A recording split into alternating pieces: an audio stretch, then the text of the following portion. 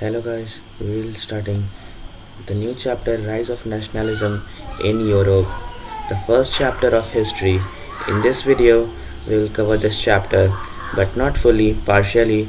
We will cover the two topics of this chapter, and please subscribe to the channel and like the video. So now let's start this. In 1848, Frédéric Soriot, he was a French artist, prepared a series of 4 prints visualizing his dream of world made up of democratic and social republics, as he called them, the first print. It means that the painter Frédéric Soriot, who was a French artist, prepared a series of 4 prints, but it is only the first print, and from here we can see how precisely he has done this. One of the series shows that the peoples of Europe and America, men and women of all ages and social classes, marching in a long train and offering homage to the Statue of Liberty as they pass by it. In this painting means the first print shows that all the peoples, from men to women, from all ages, moving like a train and passing through this Statue of Liberty and paying the homage. इसका मतलब ये हुआ कि ऐसे लोग यहाँ से train की तरह आ रहे हैं और सारे एज के वुमेंस, मेंस और सारे जितने एज के हो सकते थे सारे लोग आते हैं और इसे कुछ पैसे, कुछ खाने को देकर जाते हैं, एक डाइटी की तरह. तो अब आगे क्या है वो हम समझते हैं. As you would recall, the artist of the time of French Revolution personified liberty as a female figure. जैसे हमें याद होगा कि क्लास 9 में हमने पढ़ा था फ्रेंच के फीमेल फिगर को, ठीक है. उसी की तरह इसमें भी स्टैचू ऑफ लिबर्टी है और इसमें वो एक टॉर्च पकड़ती है और एक charter of rights of man, मतलब एक चार्ट जिसमें मैन के राइट्स लिखे हुए हैं, सारे लोगों के राइट्स लिखे हुए हैं, और दूसरे हाथ में उन्होंने एक टॉर्च पकड़ा है जो इनलाइटमेंट का काम करता है. ये torch, in torch of enlightenment मतलब सही पथ पे आपको लाइट दिखाने का, और ये चार्ट जिसमें सारे लोगों का राइट है. और नेक्स्ट हम पढ़ें तो on the earth in the foreground of the image lie in the shattered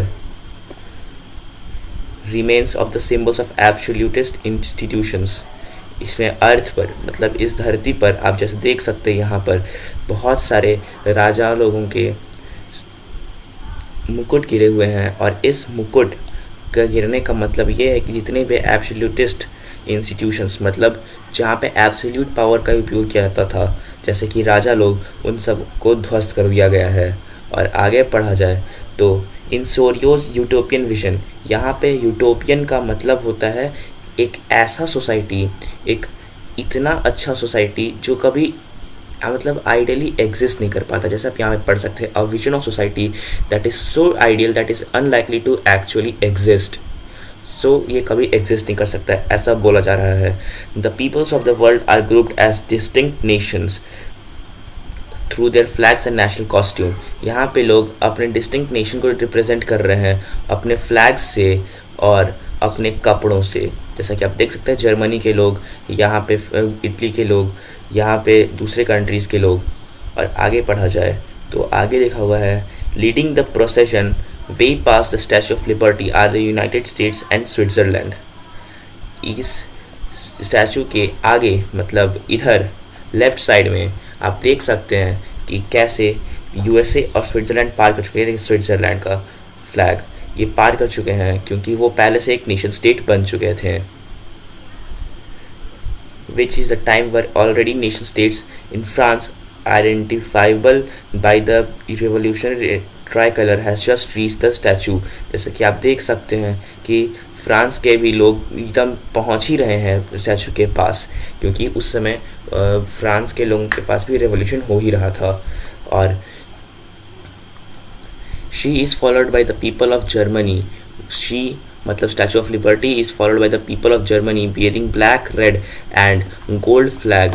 interestingly at the time Sorrieu created this image, उस समय जिस समय सोरियो ने इसे बनाया था उस समय जर्मनी के लोग उसके पीछे पीछे उसे फॉलो कर रहे थे.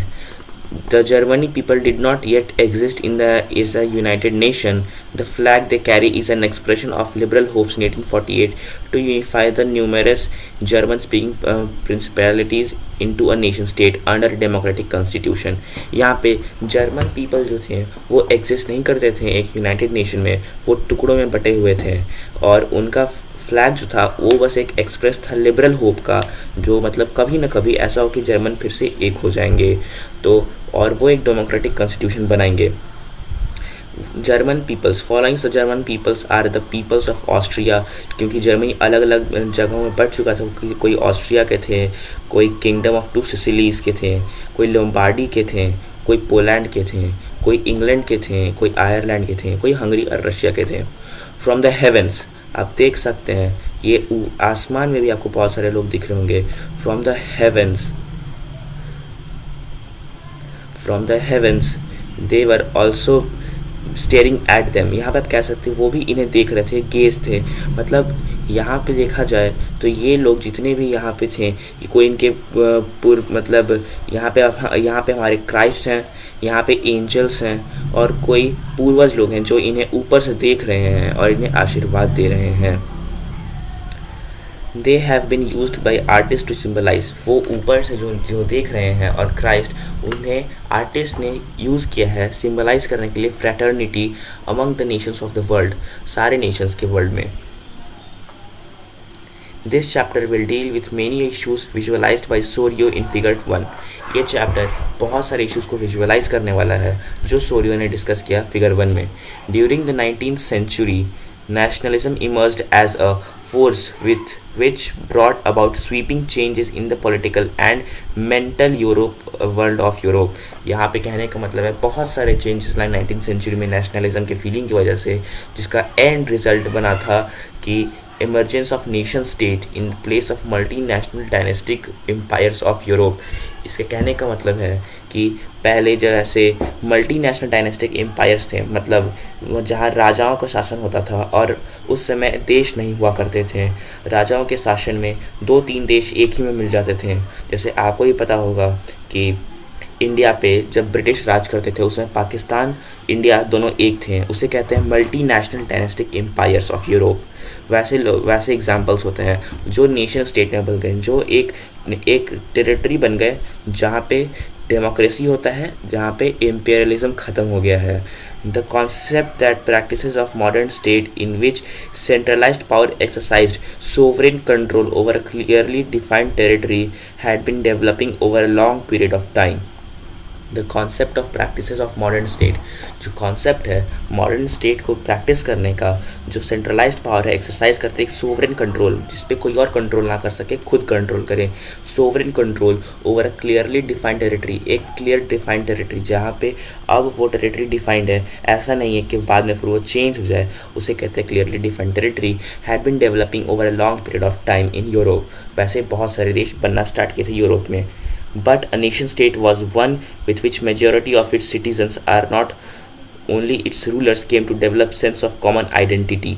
यहाँ पे ऐसा सिटीजन्स और रूलर्स सब लोग को एक कॉमन सेंस ऑफ आइडेंटिटी बनाना था. ये कॉमननेस जो था ये एग्जिस्ट नहीं करता था जब राजा लोग हुआ करते थे. It was forced through struggles through the actions of leaders and common people.